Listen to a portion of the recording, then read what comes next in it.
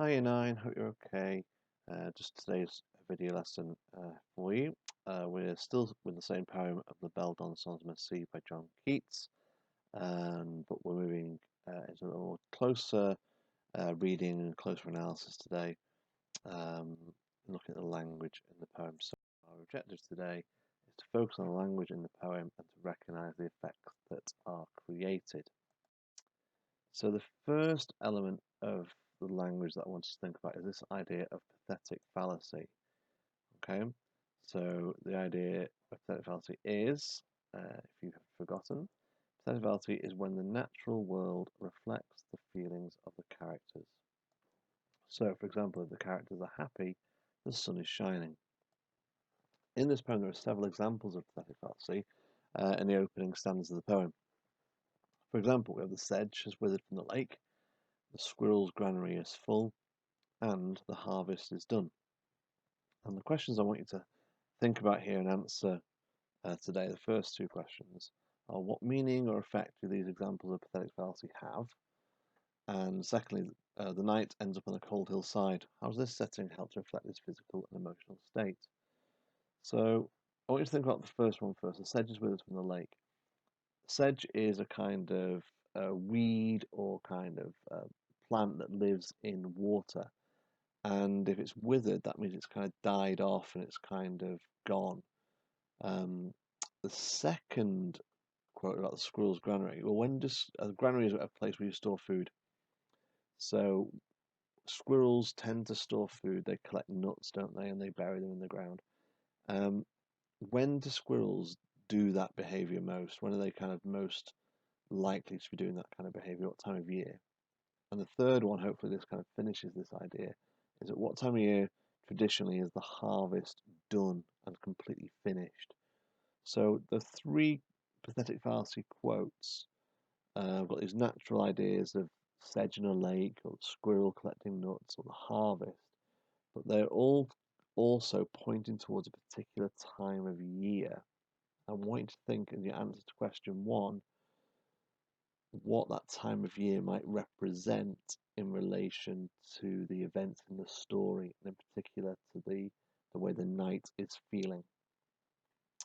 The second question focuses on the idea of the cold hillside. So I want you to imagine that image, that place, that location in nature, a cold hillside.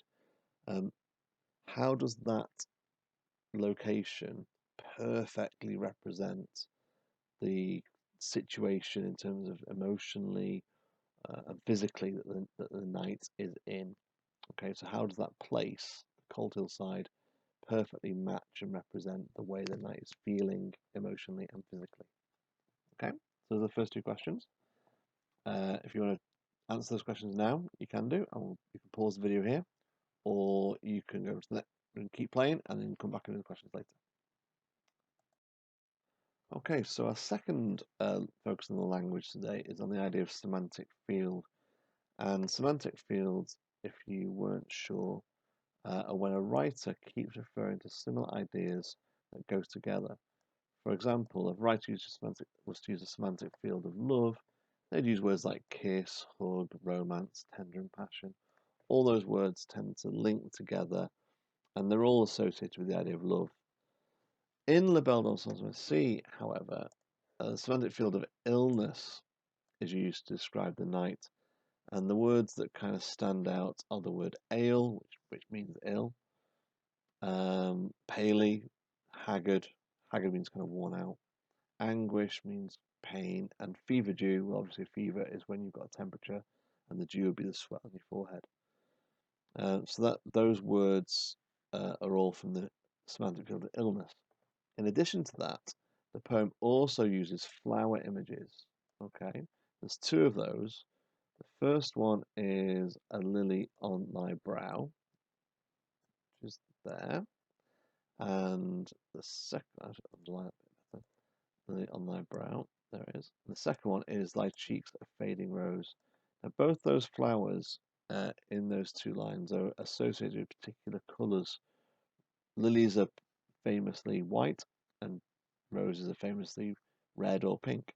So bear that in mind when you think about your answers to these questions. And the questions are, Number 3, explain how the semantic field of illness helps to show how ill the night is. So basically, look at how many words there are to describe the various physical or um, possibly even emotionally or mental ill aspects of the night. So how those kind of create an impression of the night.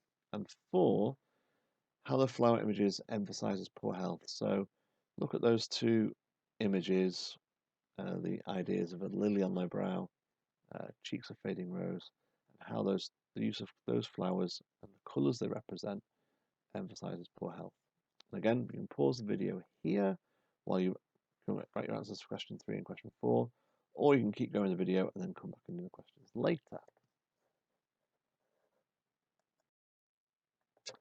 Right, still a semantic field, but this time we're looking at the semantic field that kind of helps to describe La Belle Dame Sans Merci herself. And because she's meant to be kind of the negative member of this, or a member of this story, or the kind of the bad person in the story, her semantic field is full of supernatural ideas and words. So there's quite a few of these. For example, a fairy's child, a fairy's song, manna.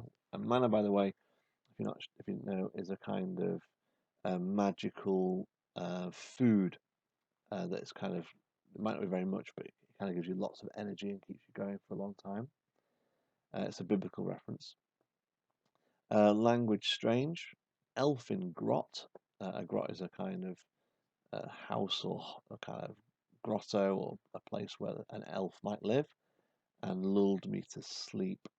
The idea of being enchanted so that the night fell asleep. So the question is, how do the use of supernatural words and ideas affect the description of La Belle Dame? So think about how the writer has painted this picture of her with his words, and how these supernatural words influence the way that the reader understands what and who she is. Okay, so you can pause here while you think about your answer to that question and write it down, or move on and come back. Okay, the last part of today's lesson on language is this idea of archaic words. Now, archaic words are words that are really, really old. So archaic words are words that are ancient and so old that they aren't used anymore. They've kind of just been lost in the language. They just exist in old books that no one reads anymore. Well, this poem includes several examples of such archaisms, and they are fast withereth, woe betide, and thee hath in thrall. Now, you don't necessarily need to understand what each of those old-fashioned phrases mean. The question here, question 6, is what is the effect of just having these words in the poem, and on the overall feel or tone of this poem?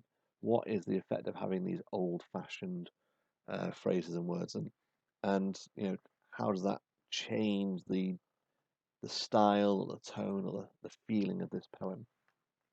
Okay, so that's your final question.